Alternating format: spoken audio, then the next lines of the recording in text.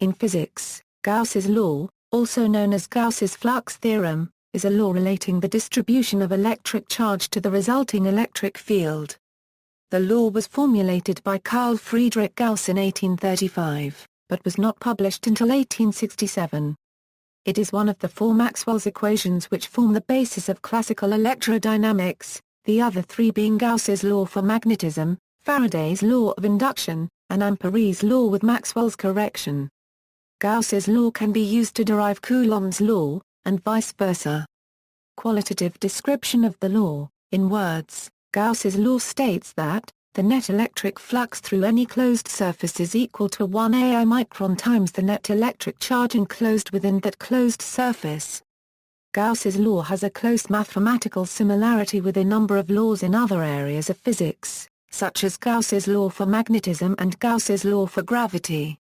In fact, any inverse square law can be formulated in a way similar to Gauss's law. For example, Gauss's law itself is essentially equivalent to the inverse square Coulomb's law, and Gauss's law for gravity is essentially equivalent to the inverse square Newton's law of gravity.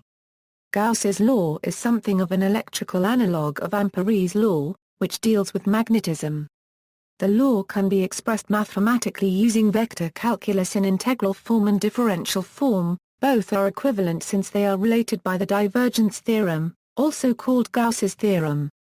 Each of these forms in turn can also be expressed two ways, in terms of a relation between the electric field E and the total electric charge, or in terms of the electric displacement field D and the free electric charge. Equation involving E field: Gauss's law can be stated using either the electric field E or the electric displacement field D. This section shows some of the forms with E. The form with D is below, as are other forms with E. Integral form: Gauss's law may be expressed as, where I E is the electric flux through a closed surface S enclosing any volume V, Q is the total charge enclosed within S, and I micron 0 is the electric constant. The electric flux IE is defined as a surface integral of the electric field. Where E is the electric field, dA is a vector representing an infinitesimal element of area, and A represents the dot product of two vectors.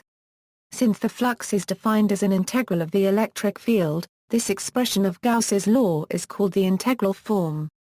Applying the integral form: if the electric field is known everywhere, Gauss's law makes it quite easy, in principle, to find the distribution of electric charge. The charge in any given region can be deduced by integrating the electric field to find the flux. However, much more often, it is the reverse problem that needs to be solved. The electric charge distribution is known, and the electric field needs to be computed. This is much more difficult, since if you know the total flux through a given surface, that gives almost no information about the electric field, which could go in and out of a surface in arbitrarily complicated patterns. An exception is if there is some symmetry in the situation, which mandates that the electric field passes through the surface in a uniform way. Then, if the total flux is known, the field itself can be deduced at every point.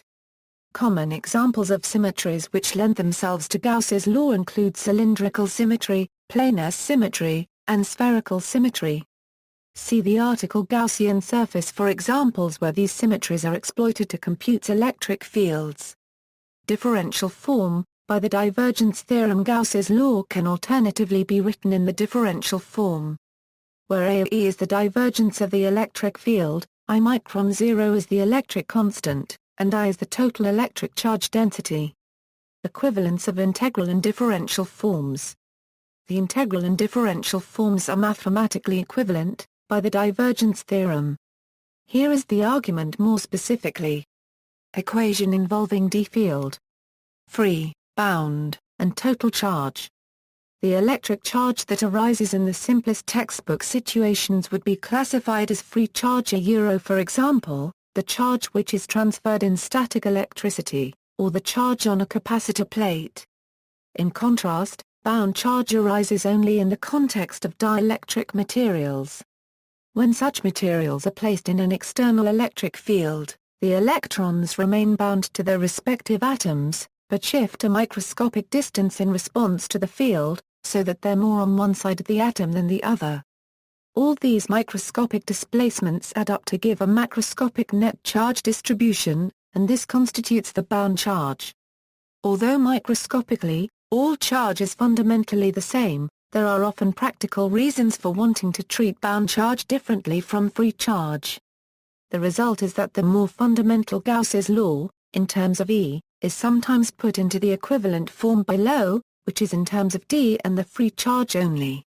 Integral form, this formulation of Gauss's law states the total charge form, where ID is the d field flux through a surface S which encloses a volume V, and QFREE is the free charge contained in V. The flux ID is defined analogously to the flux IE of the electric field E through S. Differential form, the differential form of Gauss's law, involving free charge only, states, where AD is the divergence of the electric displacement field, and I free is the free electric charge density. Equivalence of total and free charge statements.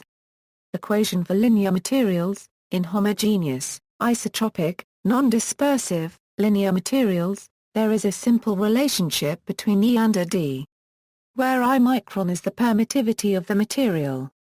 For the case of vacuum, I micron equals a micron 0. Under these circumstances, Gauss's law modifies to, for the integral form, and for the differential form. Relation to Coulomb's law, deriving Gauss's law from Coulomb's law, Gauss's law can be derived from Coulomb's law.